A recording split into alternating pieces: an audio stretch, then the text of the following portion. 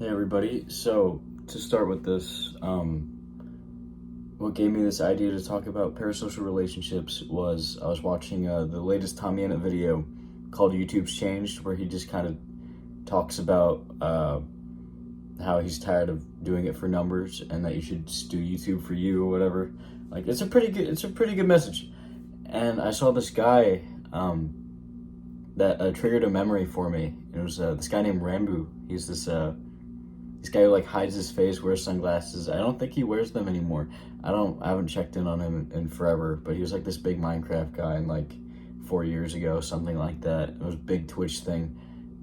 But I remember I had this friend who was just like anytime we talked, it had to be about Ranbu. It had to be just like always about him. Is he streaming? Is he recording? Is he editing? Oh, he talked in his Discord, like stuff like that.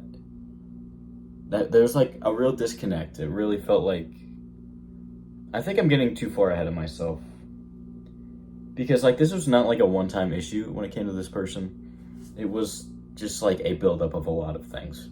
Because like this was a friend group that I had, right? And this was during the pandemic where we all had Discord and we were all stupid like probably seventh graders. And anytime we were on call, we'd like play Gartic Phone. We'd probably just talk about life. We'd play Roblox. We'd do all the stupid shit that you normally do.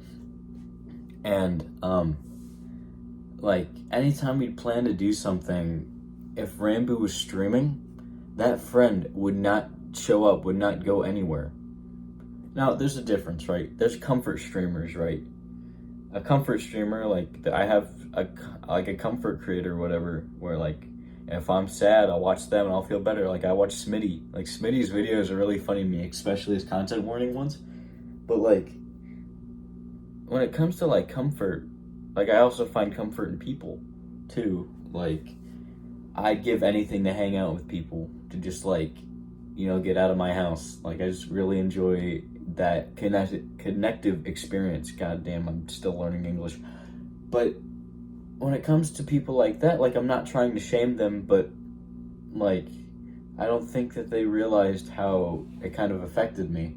Not to make this about myself, but I guess I kind of am. Like my issue with parasocial relationships is that with all these streamers, I don't think they hear enough that you're just a number to them at the end of the day. Like, of course, I can be very gratuitous. I can be so happy that people are watching my stuff and respond to every comment and try my best. But ultimately, just like any online relationship, it's not going to work out unless you meet up in person. Like, that's kind of why, kind of leads me into my other point about like social media, where for me, I used Discord a lot when I was younger.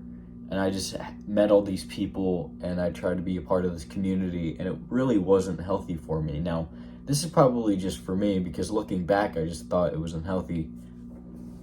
Like I would spend hours on there, attention seeking, making things for people because I genuinely enjoyed creating things, but it was also like, none of it was real. Like I turned the phone off and I'm just alone again. And that's kind of what got to me whenever I was thinking about Rambo, because I grew a hatred for the streamer because I thought that this person was taking my friend away. And I know that sounds really clingy and really weird. Well, maybe not weird, but I feel like it's a little clingy, and I guess I kind of was because I didn't have many people at that time. And just looking at it through that situation, through that perspective, I guess there's a good reason for me to be upset.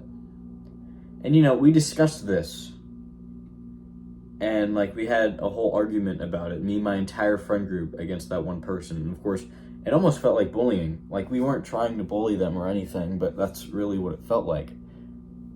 And really, what I'm trying to get at here is that parasocial relationships are exactly what they are. They're not real relationships. Like, sure, you can be best buds with someone online, but that doesn't mean, I don't think you can have a real romantic relationship with them. I just don't think that works like that.